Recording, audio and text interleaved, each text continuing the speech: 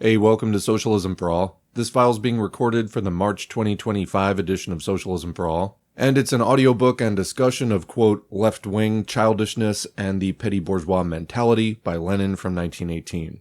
If you like this video, please click like and subscribe, and consider supporting on Patreon, or buy me a coffee at patreon.com/socialismforall, or buymeacoffee.com/socialismforall. There are links to Patreon and Buy Me a Coffee in the video description. Before we get going, I want to note that this piece is being recorded as part of a collection titled Lenin on Petty-Bourgeois Revolutionism. It's the second to last installment in section 2 of that anthology, which we are recording as a playlist here on the channel, and then after this, there are two relatively short sections, section 3 and section 4. And this collection is being recorded in conjunction with other playlists that we're currently doing on Trotskyism, which tends to embody errors of a similar type. When Lenin says, quote, left wing, the reason why he always puts left or left wing in quotes is that these are not actually more left than communism. These ultra-left or pseudo-left errors tend to be marked by petty bourgeois adventurism. As Lenin noted in a previous text in this series, this tends to surface when the revolutionary movement is going through zigzags in its course of development, having to respond to changes in conditions fairly rapidly. And in the face of this, the petty bourgeois, who is not as anchored in the revolutionary struggle as the proletariat, tends to panic and starts declaring ultra-revolutionary sounding phrases, which if acted on would be destructive to the movement because they are detached from actual conditions and getting ahead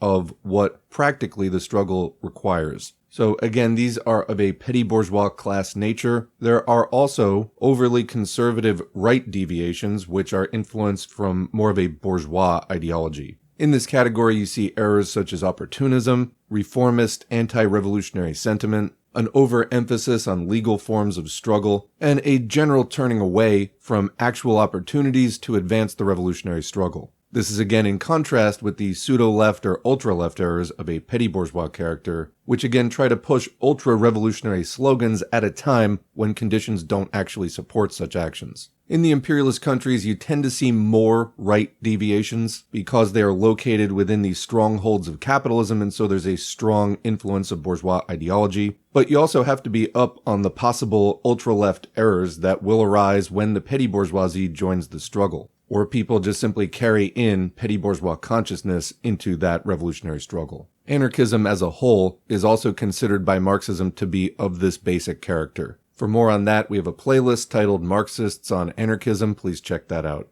Alright, so let's get into the credits. This was written in April 1918, so not long after the October Revolution, and it was first published in parts on May 9, 10, and 11, 1918 in Pravda. It was signed N. Lenin and published according to the text of the pamphlet, Lenin, the Chief Task of Our Duty, Moscow 1918, collated with the Pravda text and the text of the pamphlet. See also Lenin's old articles on almost new subjects, Moscow 1922. The source is Lenin's Collected Works, 4th English edition, Progress Publishers, Moscow 1972, volume 27, translated by Clemens Dutt, edited by Robert Daglish, HTML transcription and markup by David Walters and Robert Cimbala, and it's hosted online in the Lenin Internet Archive within the Marxists Internet Archive. Marxists.org thanks as usual to MIA for hosting this and thousands of other free Marxist texts. Let's begin. The publication by a small group of, quote, left communists of their journal, Kommunist, issue number 1, April 20, 1918, and of their, quote, theses, strikingly confirms my views, expressed in the pamphlet The Immediate Tasks of the Soviet Government, which we have here on the channel as an audiobook. There could not be better confirmation in political literature of the utter naivete of the defense of petty bourgeois sloppiness that is sometimes concealed by, quote, left slogans. It is useful and necessary to deal with the arguments of, quote, left communists because they are characteristic of the period we're passing through. They show up with exceptional clarity the negative side of the core of this period. They are instructive because the people we are dealing with are the best of those who have failed to understand the present period, people who by their knowledge and loyalty stand far, far above the ordinary representatives of the same mistaken views, namely the left socialist revolutionaries, or SRs, the left wing of a peasant party which sometimes supported the Bolsheviks. Section 1. As a political magnitude, or as a group claiming to play a political role, the, quote, left communist group has presented its theses on the present situation. It is a good Marxist custom to give a coherent and complete exposition of the principles underlying one's views and tactics. And this good Marxist custom has helped to reveal the mistake committed by our lefts, because the mere attempt to argue and not to declaim exposes the unsoundness of their argument.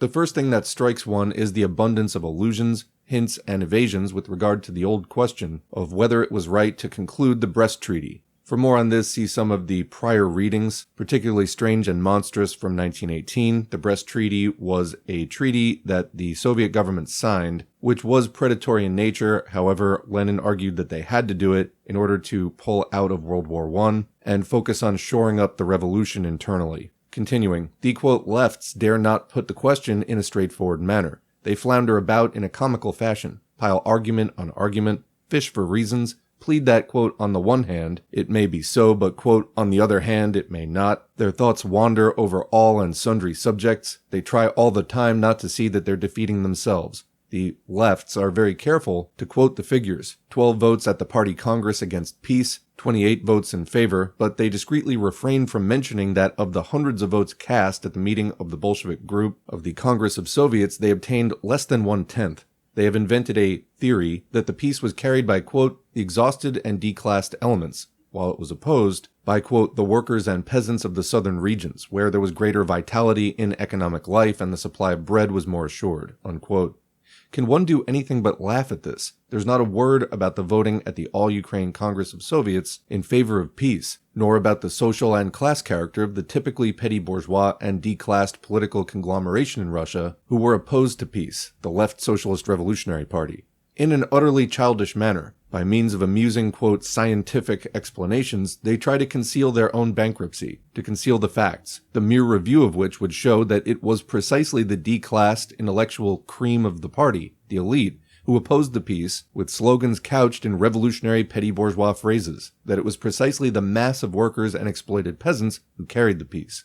Nevertheless, in spite of all the above-mentioned declarations and evasions of the lefts on the question of war and peace, the plain and obvious truth manages to come to light. The authors of these theses are compelled to admit that, quote, the conclusion of peace has for the time being weakened the imperialists' attempts to make a deal on a world scale, unquote.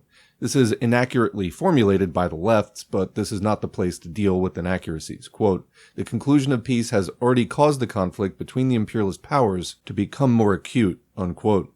Now this is a fact. Here is something that has decisive significance. That is why those who opposed the conclusion of peace were unwittingly playthings in the hands of the imperialists, and fell into the trap laid for them by the imperialists. For until the world socialist revolution breaks out, until it embraces several countries and is strong enough to overcome international imperialism, it is the direct duty of the socialists who have conquered in one country, especially a backward one, not to accept battle against the giants of imperialism. Their duty is to try to avoid battle, to wait until the conflicts between the imperialists weaken them even more, and bring the revolution in other countries even nearer. Our lefts did not understand the simple truth in January, February, and March. Even now, they're afraid of admitting it openly. But it comes to light through all their confused reasoning like, quote, on the one hand it must be confessed, on the other hand one must admit, unquote.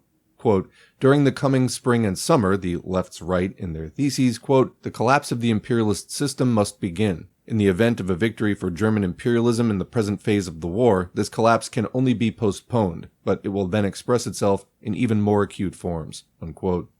This formulation is even more childishly inaccurate despite its playing at science. It is natural for children to, quote, understand science to mean something that can determine in what year, spring, summer, autumn, or winter, the, quote, collapse must begin.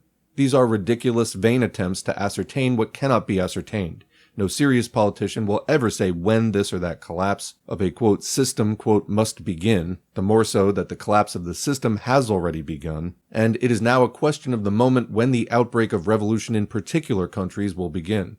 But an indisputable truth forces its way through this childishly helpless formulation. Namely, the outbreaks of revolution in other, more advanced countries are nearer now, a month since the beginning of the respite which followed the conclusion of peace, than they were a month or 6 weeks ago.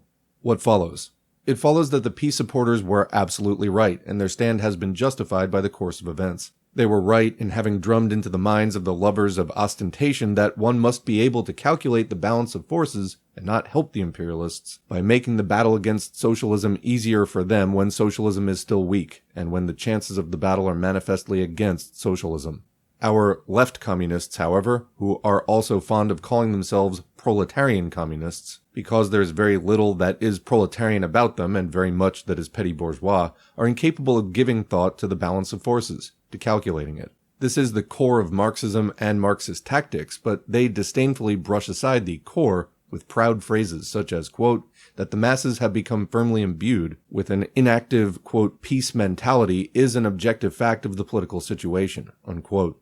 What a gem! After 3 years of the most agonizing and reactionary war, the people, thanks to Soviet power and its correct tactics, which never lapsed into mere phrase-making, have obtained a very, very brief, insecure, and far from sufficient respite. The left intellectual striplings, however, with the magnificence of a self-infatuated Narcissus, profoundly declare that, quote, the masses have become firmly imbued with an inactive peace mentality. Was I not right when I said at the party congress that the paper or journal of the lefts ought to have been called not Communist, but Slacich, a Polish nobleman? Can a communist with the slightest understanding of the mentality and the conditions of life of the toiling and exploited people descend to the point of view of the typical declassed petty bourgeois intellectual with the mental outlook of a noble, which declares that a, quote, peace mentality is, quote, inactive, and believes that the brandishing of a cardboard sword is, quote, activity? For our lefts merely brandish a cardboard sword when they ignore the universally known fact, of which the war in the Ukraine has served as an additional proof, that peoples utterly exhausted by 3 years of butchery cannot go on fighting without a respite, and that war, if it cannot be organized on a national scale, very often creates a mentality of disintegration peculiar to petty proprietors, instead of the iron discipline of the proletariat. Every page of Communist shows that our lefts have no idea of iron proletarian discipline, and how it's achieved, that they're thoroughly imbued with the mentality of the declassed petty bourgeois intellectual. Section 2. Perhaps all these phrases of the lefts about war can be put down to mere childish exuberance, which, moreover, concerns the past, and therefore has not a shadow of political significance. This is the argument some people put up in defense of our lefts, but this is wrong. Anyone aspiring to political leadership must be able to think out political problems, and lack of this ability converts the lefts into spineless preachers of a policy of vacillation, which objectively can have only one result. Namely, by their vacillation, the lefts are helping the imperialists to provoke the Russian Soviet Republic into a battle that will obviously be to its disadvantage. They are helping the imperialists to draw us into a snare. Listen to this, quote, the Russian workers' revolution cannot save itself by abandoning the path of world revolution, by continually avoiding battle and yielding to the pressure of international capital, by making concessions to home capital. From this point of view, it is necessary to adopt a determined class international policy, which will unite international revolutionary propaganda by word and deed, and to strengthen the organic connection with international socialism, and not with the international bourgeoisie, unquote. I shall deal separately with the thrusts at home policy contained in this passage, but examine this riot of phrase-making and timidity in deeds in the sphere of foreign policy. What tactics are binding at the present time on all who do not wish to be tools of imperialist provocation and who do not wish to walk into the snare? Every politician must give a clear, straightforward reply to this question. Our party's reply is well known. At the present moment, we must retreat and avoid battle. Our lefts dare not contradict this and shoot into the air, quote, a determined class international policy, unquote. This is deceiving the people. If you want to fight now, say so openly. If you don't wish to retreat now, say so openly. Otherwise, in your objective role, you're a tool of imperialist provocation, and your subjective mentality is that of a frenzied petty bourgeois who swaggers and blusters, but senses perfectly well that the proletarian is right in retreating and in trying to retreat in an organized way. He senses that the proletarian is right in arguing that because we lack strength, we must retreat before Western and Eastern imperialism, even as far as the Urals, for in this lies the only chance of playing for time while the revolution in the West matures, the revolution which is not bound, despite the twaddle of the lefts, to begin, quote, in spring or summer, but which is coming nearer and becoming more probable every month. The lefts have no policy of their own. They dare not declare that retreat at the present moment is unnecessary. They twist and turn, play with words, substitute the question of, quote, continuously avoiding battle for the question of avoiding battle at the present moment, They blow soap bubbles such as, quote, international revolutionary propaganda by deed. What does this mean? It can only mean one of two things. Either it is mere Nozdrievism. Nozdriev was a character in Gogol's Dead Souls, personifying the bullying type of landowner. Or it means an offensive war to overthrow international imperialism.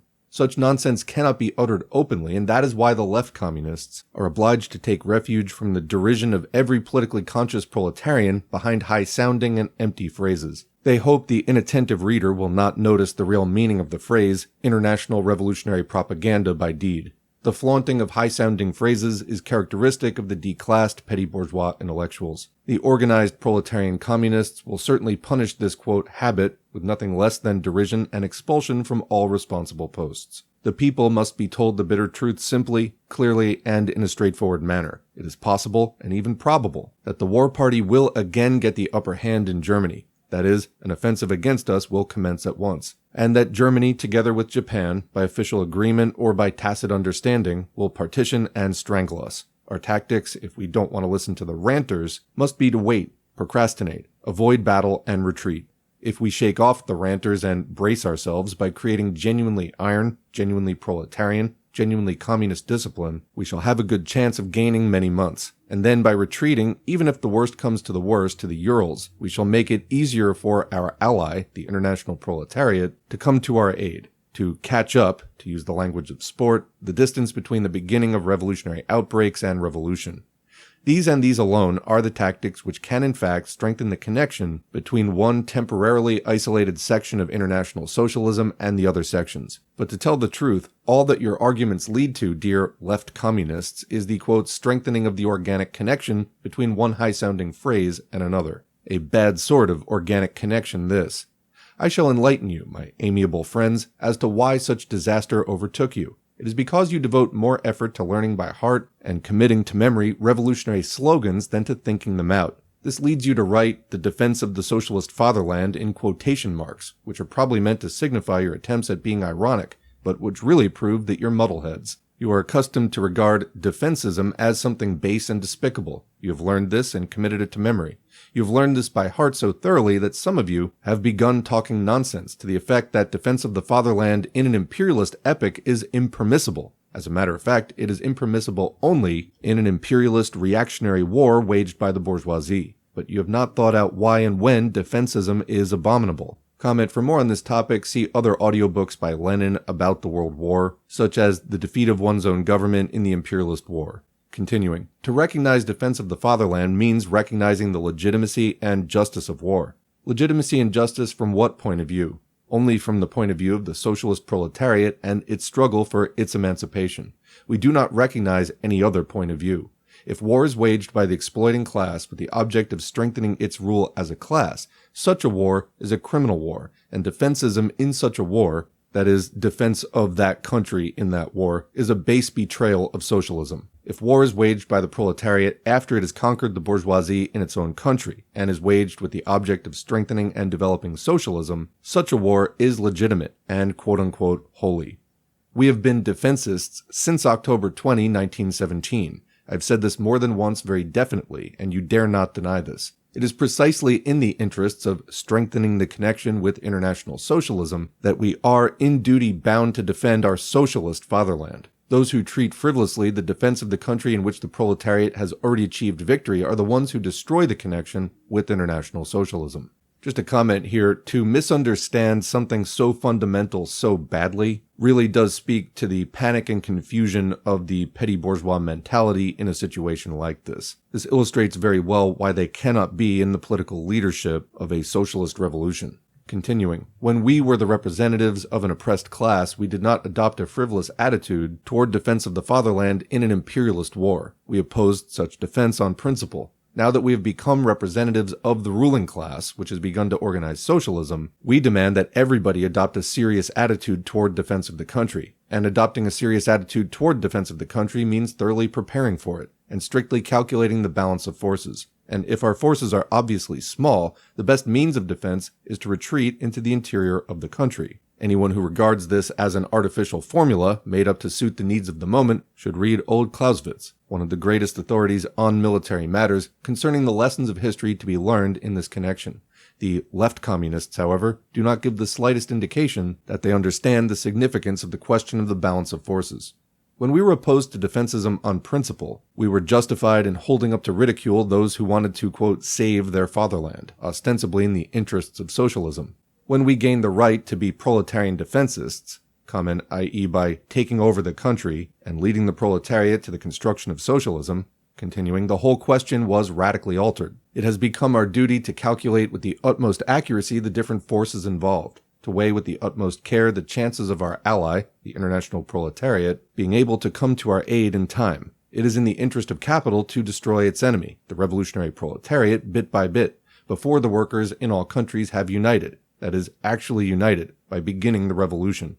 It is in our interest to do all that's possible, to take advantage of the slightest opportunity to postpone the decisive battle until the moment, or until after the moment, the revolutionary workers' contingents have united in a single great international army.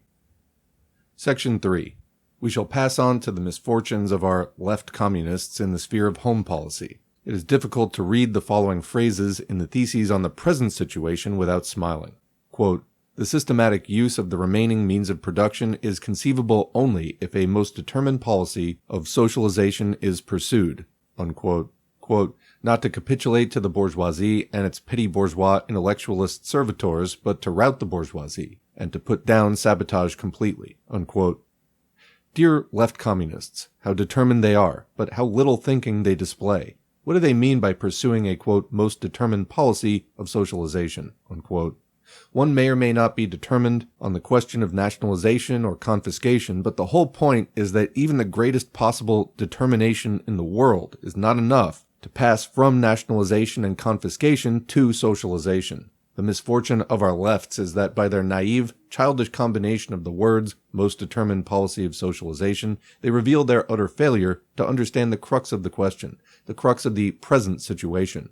The misfortune of our lefts is that they have missed the very essence of the present situation, the transition from confiscation, the carrying out of which requires above all determination in a politician, to socialization, the carrying out of which requires a different quality in the revolutionary. Yesterday, the main task of the moment was, as determinedly as possible, to nationalize, confiscate, beat down, and crush the bourgeoisie, and put down sabotage.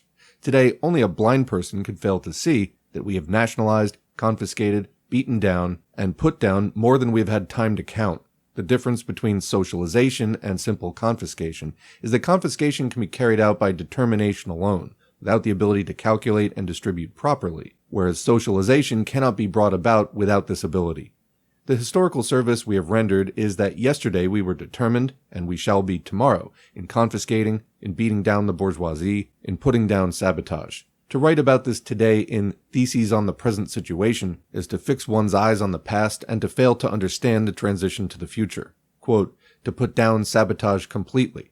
What a task they've found. Our saboteurs are quite sufficiently put down. What we lack is something quite different. We lack the proper calculation of which saboteurs to set to work and where to place them. We lack the organization of our own forces that is needed for, say, one Bolshevik leader or controller to be able to supervise 100 saboteurs who are now coming into our service. When that is how matters stand, to flaunt such phrases as a most determined policy of socialization, routing, and completely putting down is just missing the mark. It is typical of the petty-bourgeois revolutionary not to notice that routing, putting down, etc. is not enough for socialism. It is sufficient for a small proprietor enraged against a big proprietor, but no proletarian revolutionary would ever fall into such error. If the words we've quoted provoke a smile, the following discovery made by the left communists will provoke nothing short of Homeric laughter. According to them, under the, quote, Bolshevik deviation to the right, the Soviet Republic is threatened with, quote, evolution towards state capitalism. They've really frightened us this time, and with what gusto these left communists repeat this threatening revelation in their theses and articles. It has not occurred to them that state capitalism would be a step forward as compared with the present state of affairs in our Soviet Republic. If in approximately 6 months' time, state capitalism became established in our republic, this would be a great success and a sure guarantee that within a year, socialism will have gained a permanently firm hold and will have become invincible in our country. I can imagine with what noble indignation a left communist will recoil from these words, and what devastating criticism they will make to the workers against the Bolshevik deviation to the right. What? Transition to state capitalism in the Soviet Socialist Republic would be a step forward. Isn't this the betrayal of socialism? Here we come to the root of the economic mistake of the left communists, and that is why we must deal with this point in greater detail. Firstly, the left communists do not understand what kind of transition it is from capitalism to socialism that gives us the right and the grounds to call our country the Socialist Republic of Soviets. Secondly, they reveal their petty bourgeois mentality precisely by not recognizing the petty bourgeois element as the principal enemy of socialism in our country. Thirdly, in making a bugbear of state capitalism, they betray their failure to understand that the Soviet state differs from the bourgeois state economically. Let us examine these points. No one, I think, in studying the question of the economic system of Russia has denied its transitional character. Nor, I think, has any communist denied that the term Socialist Soviet Republic implies the determination of Soviet power to achieve the transition to socialism, and not that the new economic system is recognized as a socialist order. But what does the word transition mean? Does it not mean, as applied to an economy, that the present system contains elements, particles, fragments of both capitalism and socialism? Everyone will admit that it does, but not all who admit this take the trouble to consider what elements actually constitute the various socio-economic structures that exist in Russia at the present time. And this is the crux of the question. Let us enumerate these elements. 1. There are patriarchal elements, i.e., to a considerable extent natural peasant farming. 2. There is small commodity production. This includes the majority of those peasants who sell their grain. 3. There is private capitalism. 4. There is state capitalism. 5. There is socialism. Russia is so vast and so varied that all these different types of socioeconomic structures are intermingled. This is what constitutes the specific features of the situation. The question arises, what elements predominate? Clearly, in a small peasant country, the petty bourgeois element predominates, and it must predominate, for the great majority of those working the land are small commodity producers. The shell of our state capitalism, the grain monopoly, state-controlled entrepreneurs and traders, and bourgeois cooperators, is pierced now in one place, now in another by profiteers, the chief object of profiteering being grain. It is in this field that the main struggle is being waged. Between what elements is this struggle being waged if we're to speak in terms of economic categories such as state capitalism? Between the fourth and the fifth in the order in which I've just enumerated them? Of course not. It is not state capitalism that is at war with socialism, but the petty bourgeoisie plus private capitalism fighting together against both state capitalism and socialism. The petty bourgeoisie oppose every kind of state interference, accounting, and control, whether it be state capitalist or state socialist. This is an absolutely unquestionable fact of reality, and the root of the economic mistake of the left communists is that they have failed to understand it. The profiteer, the commercial racketeer, the disruptor of monopoly, these are our principal internal enemies, the enemies of the economic measures of Soviet power. 125 years ago, it might have been excusable for the French petty bourgeoisie, the most ardent and sincere revolutionaries, to try to crush the profiteer by executing a few of the chosen and by making thunderous declamations. Today, however, the purely rhetorical attitude to this question, assumed by some left SRs, can rouse nothing but disgust and revulsion in every politically conscious revolutionary. We know perfectly well that the economic basis of profiteering is both the small proprietors, who are exceptionally widespread in Russia, and private capitalism, of which every petty bourgeois is an agent.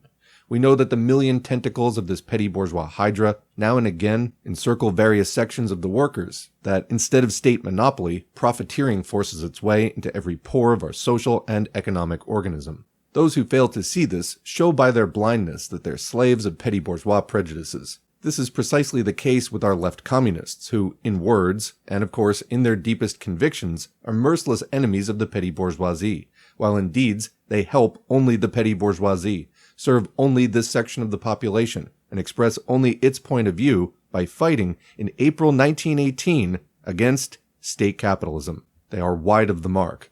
The petty bourgeoisie have put money away, the few thousand that they made during the war by, quote, honest and especially by dishonest means. They are the characteristic economic type that serves as the basis of profiteering and private capitalism. Money is a certificate entitling the possessor to receive social wealth, and a vast section of small proprietors numbering millions cling to this certificate and conceal it from the state. They do not believe in socialism or communism, and they mark time until the proletarian storm blows over. Either we subordinate the petty bourgeoisie to our control and accounting, We can do this if we organize the poor, that is, the majority of the population or semi-proletarians, around the politically conscious proletarian vanguard. Or they will overthrow our workers' power as surely and as inevitably as the revolution was overthrown by the Napoleons and Cavagnacs who sprang from this very soil of petty proprietorship. This is how the question stands. Only the left socialist revolutionaries failed to see this plain and evident truth through their mist of empty phrases about the, quote, toiling peasants. But who takes these phrase-mongering left SRs seriously? The petty bourgeois who hoards his thousands is an enemy of state capitalism. He wants to employ his thousands just for himself, against the poor, in opposition to any kind of state control. And the sum total of these thousands, amounting to many thousands of millions, forms the base for profiteering, which undermines our socialist construction. Let us assume that a certain number of workers produce in a few days values equal to 1,000. Let us then assume that 200 of this total vanishes owing to petty profiteering, various kinds of embezzlement, and the evasion by the small proprietors of Soviet decrees and regulations. Every politically conscious worker will say that if better order and organization could be obtained at the price of 300 out of the 1,000, they would willingly give 300 instead of 200, for it will be quite easy under Soviet power to reduce this tribute later on to, say, 100 or 50. Once order and organization are established, and once the petty bourgeois disruption of state monopoly is completely overcome. This simple illustration in figures, which I have deliberately simplified to the utmost in order to make it absolutely clear, explains the present correlation of state capitalism and socialism. The workers hold state power and have every legal opportunity of taking the whole 1,000 without giving up a single kopeck except for socialist purposes. This legal opportunity, which rests upon the actual transition of power to the workers, is an element of socialism. But in many ways, the small proprietary and private capitalist element undermines this legal position, drags in profiteering, hinders the execution of Soviet decrees. State capitalism would be a gigantic step forward even if we paid more than we're paying at present. I took a numerical example deliberately to bring this out more sharply, because it is worthwhile paying for, quote, tuition, because it is useful for the workers, because victory over disorder, economic ruin, and laxity is the most important thing, because the continuation of the anarchy of small ownership is the greatest, most serious danger, and it will certainly be our ruin unless we overcome it. Whereas not only will the payment of a heavier tribute to state capitalism not ruin us, it will lead us to socialism by the surest road. When the working class has learned how to defend the state system against the anarchy of small ownership, when it has learned to organize large-scale production on a national scale, along state capitalist lines, it will hold, if I may use the expression, all the trump cards, and the consolidation of socialism will be assured. In the first place, economically, state capitalism is immeasurably superior to our present economic system. In the second place, there's nothing terrible in it for Soviet power, for the Soviet state is a state in which the power of the workers and the poor is assured. The left communists failed to understand these unquestionable truths, which of course a left SR, who cannot connect any ideas on political economy in their head in general, will never understand, but which every Marxist must admit. It is not even worthwhile arguing with a left socialist revolutionary. It is enough to point to them as a repulsive example of a windbag. But the left communists must be argued with, because it is Marxists who are making a mistake, and an analysis of their mistake will help the working class to find the true road. Section 4. To make things even clearer, let us first of all take the most concrete example of state capitalism. Everybody knows what this example is. It is Germany. Here we have the latest word in modern large-scale capitalist engineering and planned organization, subordinated to Juncker bourgeois imperialism. Cross out the last phrase, and in place of the materialist, Juncker bourgeois imperialist state, put also a state, but of a different social type, of a different class content, a Soviet state, that is a proletarian state, and you will have the sum total of the conditions necessary for socialism. Socialism is inconceivable without large-scale capitalist engineering based on the latest discoveries of modern science. It is inconceivable without planned state organization, which keeps tens of millions of people to the strictest observance of a unified standard in production and distribution. We Marxists have always spoken of this, and it is not worthwhile wasting 2 seconds talking to people who do not understand even this, such as anarchists and a good half of the left socialist revolutionaries. Comment I would add, and this is sort of covered under anarchists, but modern anarcho-capitalist libertarians, who have the same kind of deregulate everything, no standards, exactly what Lenin is talking about, view of how production should work. Continuing. At the same time, socialism is inconceivable unless the proletariat is the ruler of the state. This is also ABC. And history, which nobody except Menshevist blockheads of the First Order ever expected to bring about complete socialism smoothly, gently, easily, and simply, has taken such a peculiar course that it has given birth in 1918 to two unconnected halves of socialism existing side by side like two future chickens in the single shell of international imperialism. In 1918, Germany and Russia have become the most striking embodiment of the material realization of the economic, the productive, and the socio-economic conditions for socialism on the one hand, and the political conditions on the other. A successful proletarian revolution in Germany would immediately and very easily smash any shell of imperialism, which unfortunately is made of the best steel and hence cannot be broken by the efforts of any chicken, and would bring about the victory of world socialism for certain, without any difficulty, or with slight difficulty, if of course by difficulty we mean difficult on a world historical scale, and not in the parochial Philistine sense. While the revolution in Germany is still slow in coming forth, our task is to study the state capitalism of the Germans, to spare no effort in copying it, and not shrink from adopting dictatorial methods to hasten the copying of it.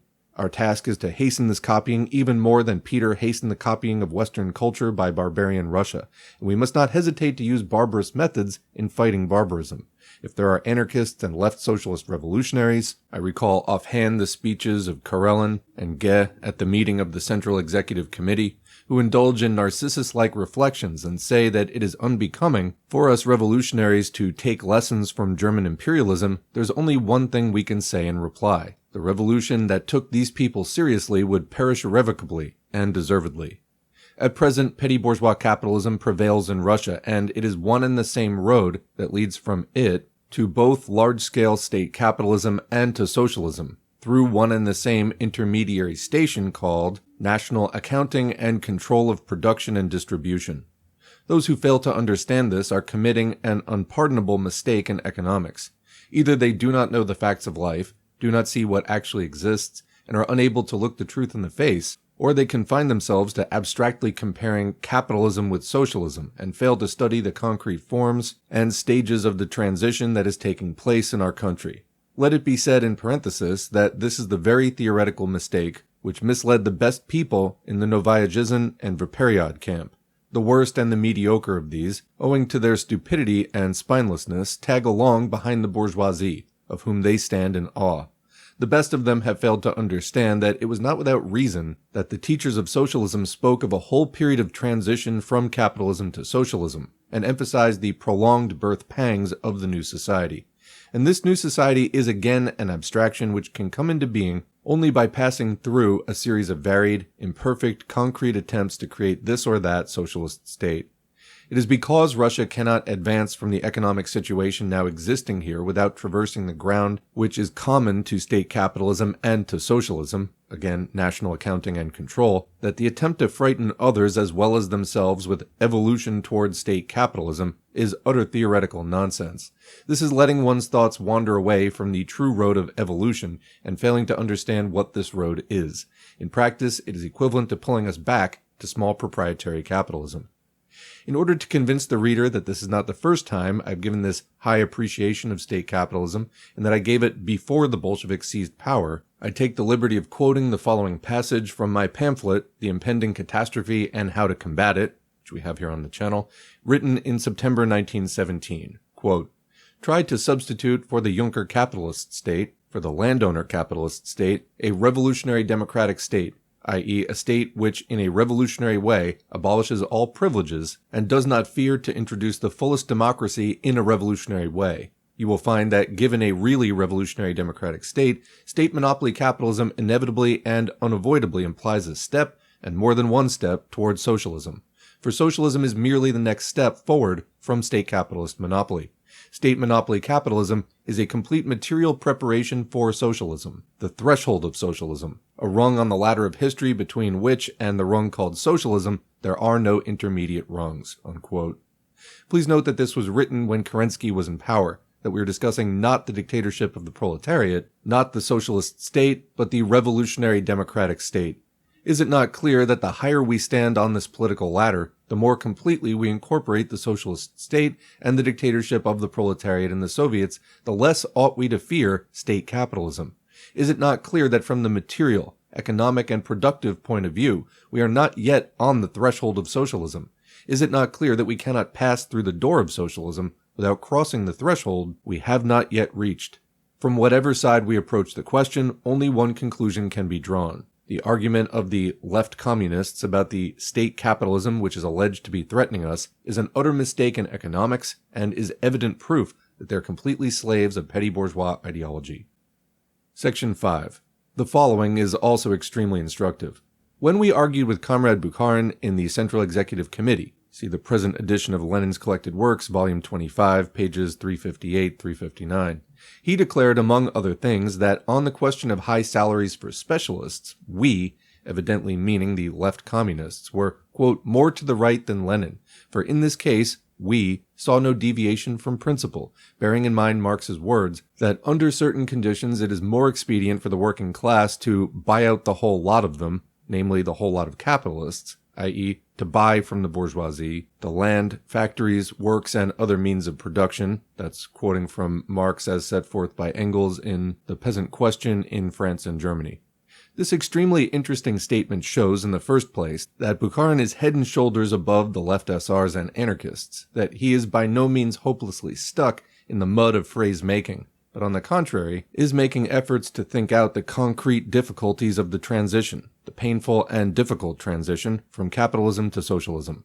In the second place, the statement makes Bukharin's mistake still more glaring. Let us consider Marx's idea carefully. Marx was talking about the Britain of the 1870s, about the culminating point in the development of pre-monopoly capitalism. At that time, Britain was a country in which militarism and bureaucracy were less pronounced than in any other. A country in which there was the greatest possibility of a peaceful in quotes, victory for socialism in the sense of the workers buying out the bourgeoisie. And Marx said that under certain conditions the workers would certainly not refuse to buy out the bourgeoisie. Marx did not commit himself or the future leaders of the socialist revolution to matters of form, to ways and means of bringing about the revolution. He understood perfectly well that a vast number of new problems would arise, that the whole situation would change in the course of the revolution, and that the situation would change radically and often in the course of revolution. Well, and what about Soviet Russia? Is it not clear that after the seizure of power by the proletariat and after the crushing of the exploiters' armed resistance and sabotage, certain conditions prevail which correspond to those which might have existed in Britain half a century ago had a peaceful transition to socialism begun there? The subordination of the capitalists to the workers in Britain would have been assured at that time, owing to the following circumstances. 1. The absolute preponderance of workers, of proletarians in the population owing to the absence of a peasantry. In Britain in the 1870s there was hope of an extremely rapid spread of socialism among agricultural laborers. 2. The excellent organization of the proletariat in trade unions. Britain was at that time the leading country in the world in this respect. 3. The comparatively high level of culture of the proletariat, which had been trained by centuries of development of political liberty. 4. The old habit of the well-organized British capitalists of settling political and economic questions by compromise. At that time, the British capitalists were better organized than the capitalists of any country in the world. This superiority has now passed to Germany. These were the circumstances which at that time gave rise to the idea that the peaceful subjugation of the British capitalists by the workers was possible.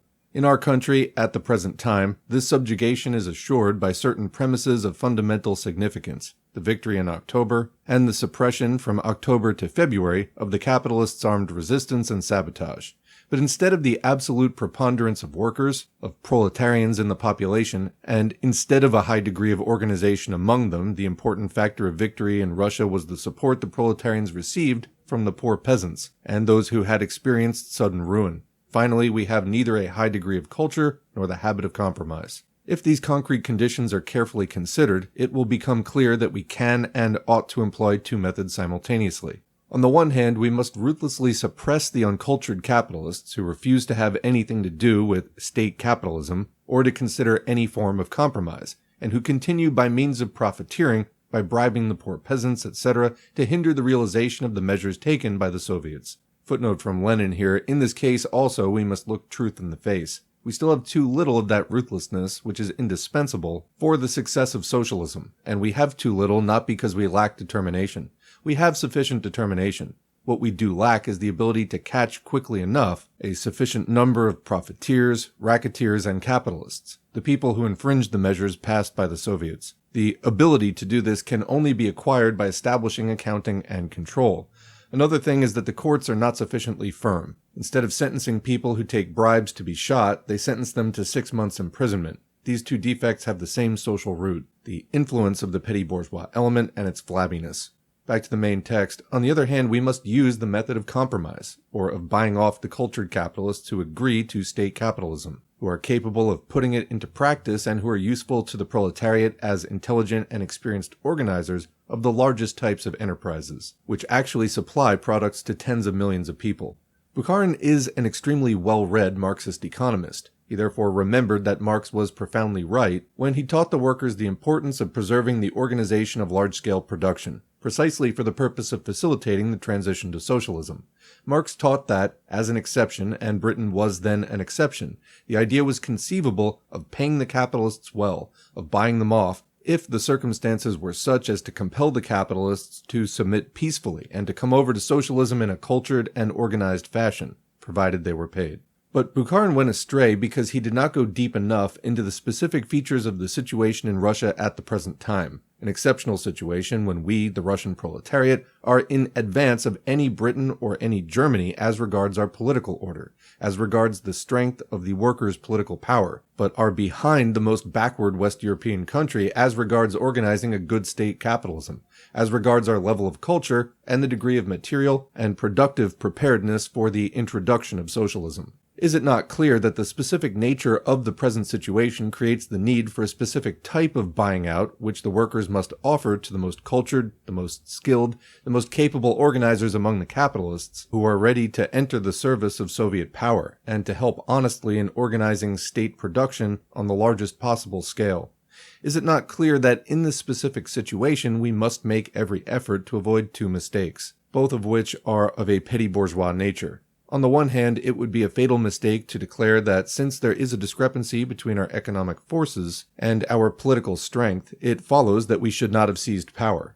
Footnote here from the editors: Lenin has in mind one of the basic arguments used by the Mensheviks against the October Socialist Revolution and the dictatorship of the proletariat. The Mensheviks maintained that the seizure of power was premature, that Russia had not yet achieved a high enough development of the productive forces for socialism to be feasible. After the October Revolution, they continued to oppose Soviet power and revolutionary socialist reforms.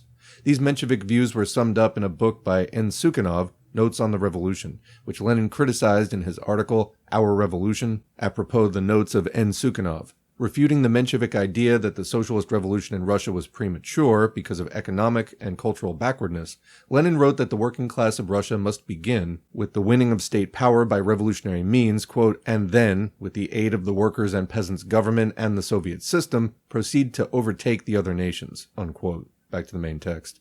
Such an argument can be advanced only by a man in a muffler who forgets that there will always be such a discrepancy, that it always exists in the development of nature, as well as in the development of society, that only by a series of attempts, each of which taken by itself will be one-sided and will suffer from certain inconsistencies, will complete socialism be created by the revolutionary cooperation of the proletarians of all countries.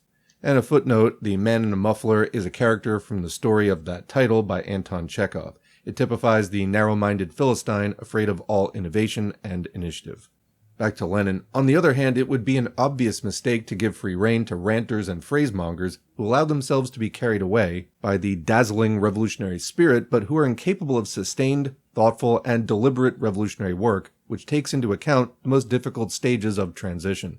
Fortunately, the history of the development of the revolutionary parties and of the struggle that Bolshevism waged against them has left us a heritage of sharply defined types, of which the left SRs and anarchists are striking examples of bad revolutionaries. They are now shouting hysterically, choking and shouting themselves hoarse, against the so-called compromise of the so-called right Bolsheviks. But they're incapable of thinking what is bad in compromise and why compromise has been justly condemned by history and the course of the revolution.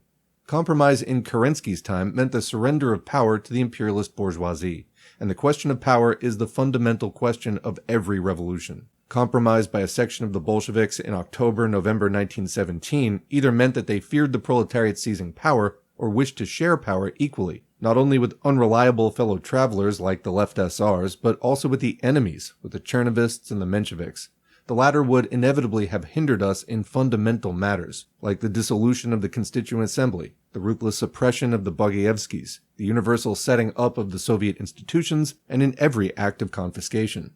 Now power has been seized, retained, and consolidated in the hands of a single party, the party of the proletariat, even without the unreliable fellow travelers. To speak of compromise at the present time when there is no question, and can be none, of sharing power, of renouncing the dictatorship of the proletariat over the bourgeoisie, is merely to repeat parrot fashion words which have been learned by heart but not understood. To describe as compromise the fact that, having arrived at a situation when we can and must rule the country, we try to win over to our side, not grudging the cost, the most skilled people capitalism has trained, and to take them into our service against small proprietary disintegration, reveals a total incapacity to think out the economic tasks of socialist construction. Therefore, while it is to Comrade Bukharin's credit that on the Central Executive Committee he felt ashamed of the service he had been rendered by Karelin and Ge, nevertheless, as far as the left communist trend is concerned, the reference to their political comrades in arms still remains a serious warning. Take, for example, Znamya Truda, the organ of the left SRs of April 25, 1918, which proudly declares, quote, "The present position of our party coincides with that of another trend in Bolshevism, Bukharin, Pokrovsky, and others," unquote. Or take the Menshevik Viperiod of the same date, which contains, among other articles, the following thesis by the notorious Menshevik Isov, quote, "The policy of Soviet power, from the very outset devoid of a genuinely proletarian character, has lately pursued more and more openly a course of compromise with the bourgeoisie, and has assumed an obviously anti-working class character. On the pretext of nationalizing industry, they are pursuing a policy of establishing industrial trusts. And on the pretext of restoring the productive forces of the country, they are attempting to abolish the 8-hour day, to introduce piecework and the tailor system, blacklists, and victimization. This policy threatens to deprive the proletariat of its most important economic gains and to make it a victim of unrestricted exploitation by the bourgeoisie," unquote. Isn't it marvelous? Kerensky's friends, who together with him conducted an imperialist war for the sake of the secret treaties which promised annexations to the Russian capitalists, the colleagues of Tseretelli who, on June 11, threatened to disarm the workers, the Libertans who screened the rule of the bourgeoisie with high-sounding phrases, these are the very people who accuse Soviet power of, quote, "compromising with the bourgeoisie," of, quote, "establishing trusts," that is, of establishing state capitalism, of introducing the tailor system. On the subject of disarming the workers, there's a footnote. In June 1917, the Bolshevik Central Committee was planning a peaceful demonstration by the workers and soldiers of Petrograd. At a joint meeting of the Executive Committee of the Petrograd Soviet of Workers' and Soldiers' Deputies and members of the Presidium of the First All-Russia Congress of Soviets held to discuss the matter on June 11, 1917, the Menshevik I.G. Tseretelli made a viciously slanderous statement against the Bolsheviks, accusing them of plotting against the government and aiding the counter-revolution, and threatened to take resolute steps to disarm the workers who supported the Bolsheviks. Back to the main text. Indeed, the Bolsheviks ought to present Isov with a medal, and his thesis ought to be exhibited in every workers' club and union as an example of the provocative speeches of the bourgeoisie. The workers know these Libertans, Tseretellis, and Isovs very well now. They know them from experience, and it would be extremely useful indeed for the workers to think over the reason why such lackeys of the bourgeoisie should incite the workers to resist the tailor system and the, quote, "establishment of trusts." Class-conscious workers will carefully compare the thesis of Isov, a friend of the Libertans and Tseretellis, with the following thesis of the left communists. Quoting from Communist No. 1, the introduction of labor discipline, in connection with the restoration of capitalist management of industry, cannot considerably increase the productivity of labor, but it will diminish the class initiative, activity, and organization of the proletariat. It threatens to enslave the working class. It will rouse discontent among the backward elements as well as among the vanguard of the proletariat. In order to implement the system in the face of the hatred prevailing among the proletariat against the capitalist saboteurs, the Communist Party would have to rely on the petty bourgeoisie as against the workers, and in this way would ruin itself as the party of the proletariat, unquote.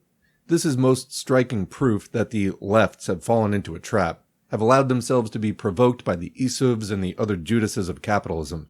It serves as a good lesson for the workers who know that it is precisely the vanguard of the proletariat which stands for the introduction of labor discipline, and that it is precisely the petty bourgeoisie which is doing its utmost to disrupt this discipline. Speeches such as the thesis of the lefts quoted above are a terrible disgrace and imply the complete renunciation of communism in practice, and complete desertion to the camp of the petty bourgeoisie.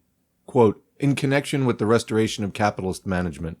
These are the words with which the left communists hope to defend themselves, a perfectly useless defense because in the first place, when putting management in the hands of capitalists, Soviet power appoints workers' commissars or workers' committees who watch the managers every step, who learn from their management experience and who not only have the right to appeal against their orders but can secure their removal through the organs of Soviet power. In the second place, management is entrusted to capitalists only for executive functions while at work, the conditions of which are determined by the Soviet power, by which they may be abolished or revised. In the third place, management is entrusted by the Soviet power to capitalists, not as capitalists, but as technicians or organizers for higher salaries. And the workers know very well that 99% of the organizers and first-class technicians of really large scale and giant enterprises, trusts or other establishments belong to the capitalist class. But it is precisely these people whom we, the Proletarian Party, must appoint to manage the labor process and the organization of production, for there are no other people who have practical experience in this matter.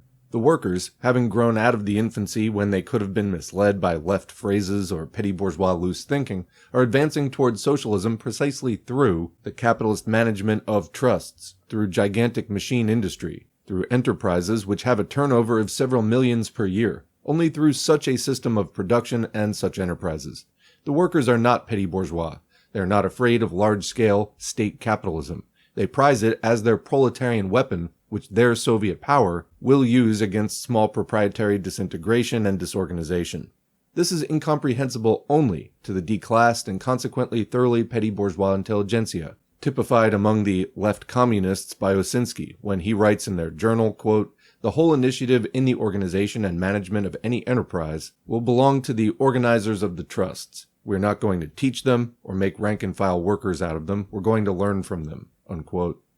The attempted irony in this passage is aimed at my words, learn socialism, from the organizers of the trusts. Osinski thinks this is funny. He wants to make rank-and-file workers out of the organizers of the trusts. If this had been written by a man of the age of which the poet wrote, but 15 years, not more, a reference to Pushkin, there would have been nothing surprising about it. But it is somewhat strange to hear such things from a Marxist who has learned that socialism is impossible unless it makes use of the achievements of the engineering and culture created by large-scale capitalism. There is no trace of Marxism in this. No, only those are worthy of the name of communists who understand that it is impossible to create or introduce socialism without learning from the organizers of the trusts. For socialism is not a figment of the imagination, but the assimilation and application by the proletarian vanguard which has seized power of what has been created by the trusts. We, the party of the proletariat, have no other way of acquiring the ability to organize large-scale production on trust lines, as trusts are organized, except by acquiring it from first-class capitalist experts.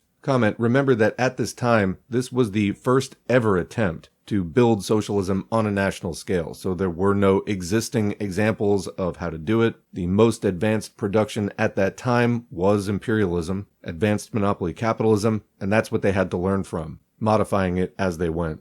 Continuing, we have nothing to teach them unless we undertake the childish task of teaching the bourgeois intelligentsia socialism. We must not teach them but expropriate them, as is being done in Russia determinedly enough. Put a stop to their sabotage, subordinate them as a section or group to Soviet power. We, on the other hand, if we are not communists of infantile age and infantile understanding, must learn from them, and there is something to learn. For the party of the proletariat and its vanguard have no experience of independent work in organizing giant enterprises which serve the needs of scores of millions of people. The best workers in Russia have realized this. They have begun to learn from the capitalist organizers, the managing engineers, and the technicians. They have begun to learn steadily and cautiously with easy things, gradually passing on to the more difficult things. If things are going more slowly in the iron and steel and engineering industries, it is because they present greater difficulties.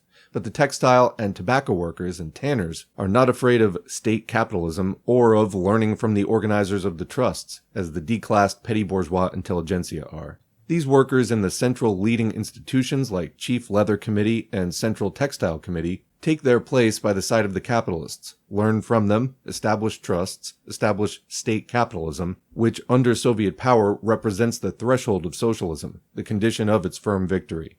The work of the advanced workers of Russia, together with their work of introducing labor discipline, has begun and is proceeding quietly, unobtrusively, without the noise and fuss so necessary to some lefts. It is proceeding very cautiously and gradually, taking into account the lessons of practical experience. This hard work, the work of learning practically how to build up large-scale production, is the guarantee that we are on the right road. The guarantee that the class-conscious workers in Russia are carrying on the struggle against small proprietary disintegration and disorganization, against petty-bourgeois indiscipline, comment both of which are hallmarks of anarchism, the guarantee of the victory of communism. Lenin adds in a footnote, it is extremely characteristic that the authors of these theses do not say a single word about the significance of the dictatorship of the proletariat in the economic sphere. They talk only of the organization and so on.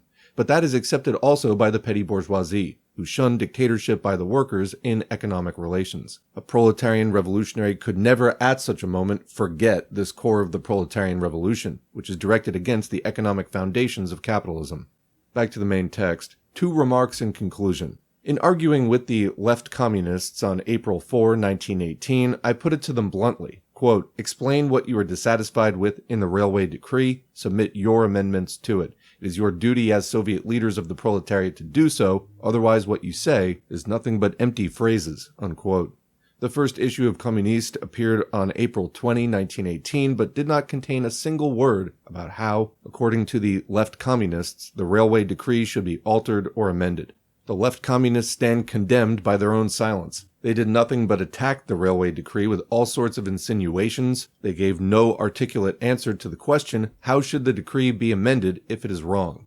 No comment is needed. The class-conscious workers will call such, quote, criticism of the railway decree, which is a typical example of our line of action, the line of firmness, the line of dictatorship, the line of proletarian discipline, either Isuvian criticism or empty phrase-making. Second remark. The first issue of Communiste contained a very flattering review by Comrade Bukharin of my pamphlet, The State and Revolution. But however much I value the opinion of people like Bukharin, my conscience compels me to say that the character of the review reveals a sad and significant fact. Bukharin regards the tasks of the proletarian dictatorship from the point of view of the past and not of the future. Bukharin noted and emphasized what the proletarian revolutionary and the petty bourgeois revolutionary may have in common on the question of the state. But Bukharin overlooked, in quotes, the very thing that distinguishes the one from the other. Bukharin noted and emphasized that the old state machinery must be smashed and blown up, that the bourgeoisie must be finally and completely strangled, and so on. The frenzied petty bourgeoisie may also want this, and this in the main is what our revolution has already done between October 1917 and February 1918. In my pamphlet, I also mention what even the most revolutionary petty bourgeois cannot want, what the class-conscious proletarian does want, what our revolution has not yet accomplished. On this task, the task of tomorrow, Bukharin said nothing. And I have all the more reason not to be silent on this point because, in the first place, a communist is expected to devote greater attention to the tasks of tomorrow and not of yesterday. And in the second place, my pamphlet was written before the Bolsheviks seized power, when it was impossible to treat the Bolsheviks to vulgar petty bourgeois arguments such as, yes, of course, after seizing power, you begin to talk about discipline, unquote. Lenin then quotes The State and Revolution. Socialism will develop into communism, since people will become accustomed to observing the elementary conditions of social life without violence and without subordination, unquote.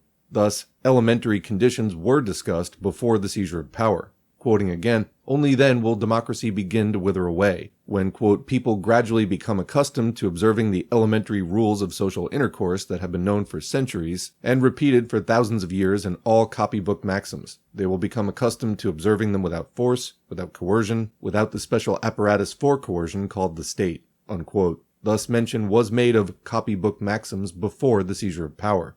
Quoting again, the higher phase of the development of communism, Lenin adds, from each according to their ability, to each according to their needs, quote, presupposes not the present productivity of labor, and not the present ordinary run of people, who, like the seminary students in Pomulovsky's stories, are capable of damaging the stocks of public wealth just for fun, and of demanding the impossible, unquote.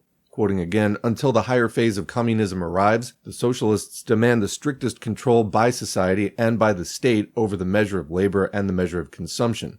Quoting again, accounting and control, that is mainly what is needed for the smooth working, for the proper functioning of the first phase of communist society, unquote. And this control must be established not only over, quote, the insignificant capitalist minority, over the gentry who wish to preserve their capitalist habits, unquote, but also over the workers who, quote, have been thoroughly corrupted by capitalism, unquote, and over the, quote, parasites, the sons of the wealthy, the swindlers, and other guardians of capitalist traditions, unquote.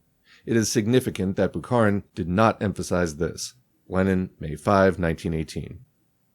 And that is the end of the audiobook. What did you think? Leave a question or comment below, and we will continue the discussion there as always. Otherwise, thanks for listening. And thanks to the current patrons whose names are on the screen. If you'd like to get your name on the screen, head to patreon.com/socialismforall or buymeacoffee.com/socialismforall. You can sign up for just a few dollars a month or more, whatever you see fit, or make a one-time donation through Buy Me a Coffee. Every donation is encouraging, they're also materially helpful, and allow me to spend more time on this channel than I'd be able to do without that support. So if you like this channel, thank me, but also thank a patron, and consider becoming one yourself. Beyond that, engagement counts, so like, share, subscribe. And remember, we can agitate and educate online, but the organizing happens in real life, so make sure to take what you've learned here and apply it in your local left in the groups, parties, and organizations that are engaging in class struggle in your area. Show up, get involved, find out how you can make contributions to that struggle. Thanks again, and we'll see you in the next video.